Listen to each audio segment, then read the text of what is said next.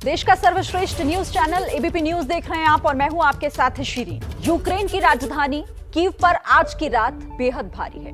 Kyiv को रूस ने 3 तरफ से घेर लिया है। कीव पर रूस ने हमले तेज कर दिए हैं। कीव के बेहद करीब है इस वक्त रूस की सेना। आपको बता दें कि 18 दिनों से युद्ध जारी है जिसमें भारी तबाही हो रही है।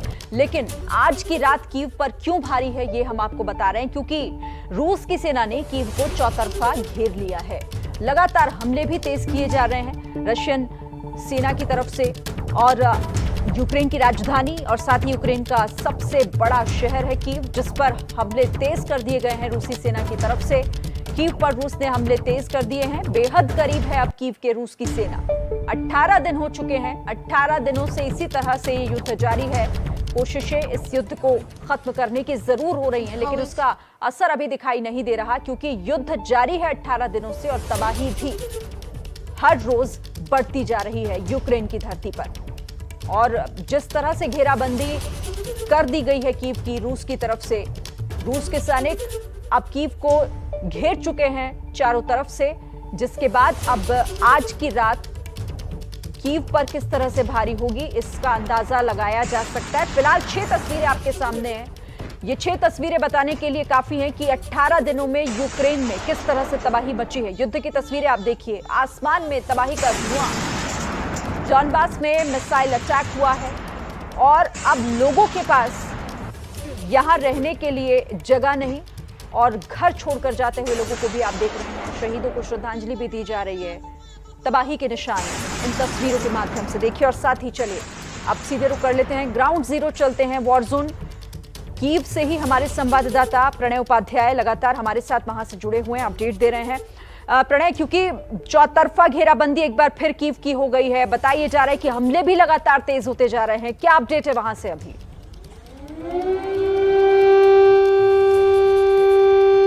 देखिए शिरीन, अगर आप सुन पा रही हूं तो इस समय एयर रेड के सायरन बज रहे हैं। हम इस समय यूक्रेन की राजधानी कीव के इस मैदान स्क्वायर पर खड़े हुए हैं, जहां तक घेराबंदी का सवाल है। रूस की सेना की घेराबंदी स्ट्रेटेजिक तौर पर इरपिन और बूचा का इलाका हो, जो कि पश्चिम की तरफ का इलाका है कीव के, और या फिर ब्रोवरी का इलाका हो जो कि पूर्व की तरफ है ये कीव के, इन दोनों तरफ से कीव के आसपास घेराबंदी है। लेकिन पिछले कई दिनों से रूसी सेना लगभग इसी इलाके के अंदर मौजूद है।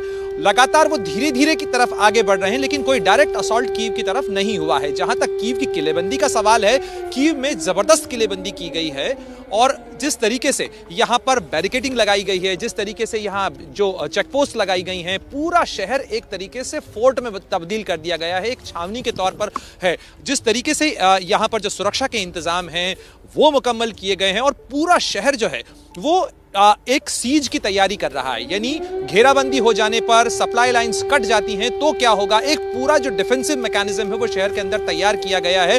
और इसी सिलसिले में कीव के सिटी काउंसिल ने कहा है कि उसने 2 हफ्ते का राशन जो है वो इंतजाम कर लिया है शहर के अंदर, कि अगर शहर की सप्लाई लाइंस कट जाती हैं, क्योंकि लीव में जिस तरीके से हमला हुआ, जिस तरीके से कार्रवाई हुई, उसके बाद इस चीज का खतरा बढ़ गया है कि पश्चिमी साइड से जो कि सप्लाई लाइंस बनी हुई थी वो सप्लाई लाइंस अगर कट जाती हैं तो ऐसे में इस कीव शहर के लिए मुश्किल खड़ी हो सकती है। लेकिन फिलहाल अगर मैं आपको कहूं कि 10 दिनों से भी रूसी सेना की जो टैक्टिक है या उसकी बढ़त है उसमें कोई बहुत बदलाव नहीं हुआ है। यहां से जहां मैं इस वक्त खड़ा हूं, यहां से करीब करीब 20 किलोमीटर के फासले पर रशियन फोर्सेस जो हैं वो इरपिन के इलाके के अंदर या बूचा के इलाके के अंदर मौजूद हैं। वो कीव में कब दाखिल होंगे, कैसे दाखिल होंगे नहीं होंगे, ये तमाम चीजें अभी सवालों के घेरे में हैं, क्योंकि ये लगातार उनका दबाव बना हुआ है। न तो यूक्रेनियन फोर्सेस उन्हें पीछे धकेल पाए हैं, न ही रशियंस बहुत असॉल्ट के साथ आगे बढ़ रहे हैं। लेकिन निश्चित रूप से ये जो एयर रेड के सायरन हैं वो कई शहरों के अंदर बजते हैं, चेरनिहाइव का इलाका हो या मरियापोल का इलाका हो, मेलितिपोल का इलाका हो, ओडेसा हो या खार्किव हो, सूमी हो, ये तमाम इलाके और खासतौर पर कीव के आसपास के इलाकों पर भी खतरा बरकरार है। इसलिए ये 18 दिन होने के बावजूद भी इस लड़ाई के समाधान की ना तो कोई सूरज नजर आ रही, ना सीज फायर हो पा रहा है और ऐसे में तनाव लगातार बढ़ा हुआ है और साथ ही इस बात का खतरा बढ़ा हुआ है कि कीव के किले के ऊपर क्या असॉल्ट होगा और अगर होगा तो कीव अपने आप को किस तरीके से बचाएगा। कि जिस तरीके की तैयारी की गई है, ये एक सिटी कॉम्बैट की तैयारी की गई है। जो तस्वीरों में आप देख रही हैं ये शहर के भीतर लड़ाई की तैयारियां की गई हैं कि अगर फोर्सेस आती हैं तो कैसे उनका रास्ता रोका जाएगा, किस तरीके से उनके लिए जो आगे एडवांस है वो डिफिकल्ट बनाया जाएगा। तो ये जो तमाम तस्वीरें हैं ये बताती हैं कि किस तरीके से कीव ने अपने डिफेंस का मैकेनिज्म, अपने बचाव का किला जो है वो मजबूत किया है। लेकिन रशियन फोर्सेस का जहां तक सवाल है शिरीन, रशियन फोर्सेस अभी भी हैं, पिछले 10 दिनों से वो लगभग इसी घेराबंदी में आसपास हैं। धीरे धीरे उनका शिकंजा जरूर आगे की तरफ बढ़ा है, लेकिन कोई मेजर असॉल्ट फिलहाल इस शहर के ऊपर नहीं हुआ है। और शहर के अंदर जो ट्रैफिक है कह लीजिए, और जो लोग हैं वो अब भी बेसमेंट्स में रह रहे हैं। जिस जगह पे मैं खड़ा हूं इसके ठीक नीचे एक बहुत बड़ा सबवे स्टेशन है, एक मेट्रो स्टेशन है, उसके अंदर भी लोग हैं। इसके आसपास के मेट्रो स्टेशन में भी कई जगहों पर लोग बेसमेंट्स में ही रह रहे हैं, यानी जो बॉम्ब शेल्टर्स हैं उनके अंदर ही रह रहे हैं। जी श्री।